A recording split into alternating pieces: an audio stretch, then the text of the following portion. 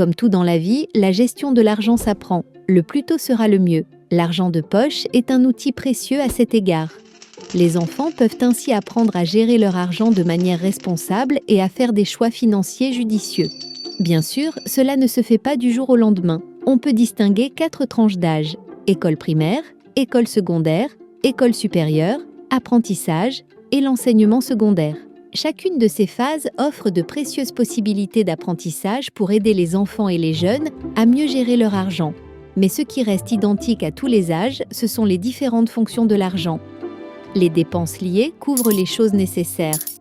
Les montants librement disponibles permettent de réaliser des souhaits spontanés et des petits plaisirs. L'argent économisé permet de réaliser des rêves plus ambitieux. Et si vous le souhaitez, vous pouvez faire du bien avec de l'argent et voir comment cela fait plaisir également aux autres. Le rapport à l'argent se développe pas à pas. Dans le premier cycle et le cycle élémentaire, les enfants font leurs premières expériences avec l'argent. Ils observent par exemple lorsqu'ils font les courses avec leurs parents et peuvent acheter eux-mêmes leurs premières petites choses.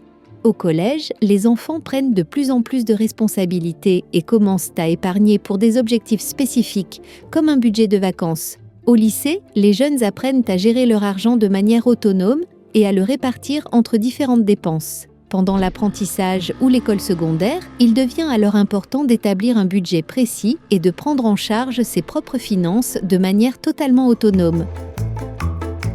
Pour que les enfants apprennent à gérer l'argent, il est important qu'ils aient de bons modèles et qu'ils puissent faire leurs propres expériences. On a aussi le droit de faire des erreurs. Cela fait aussi partie de l'apprentissage. L'argent de poche ne doit pas être utilisé comme moyen d'éducation. Il ne doit pas être utilisé comme récompense ou comme punition. Enfin, la dernière question qui se pose est de savoir combien d'argent de poche les enfants et les jeunes doivent recevoir. C'est à chaque famille d'en décider. Il existe toutefois des recommandations concrètes à ce sujet. Des dépenses supplémentaires s'ajoutent, en particulier au niveau du lycée et des écoles secondaires. Vous devriez en tenir compte.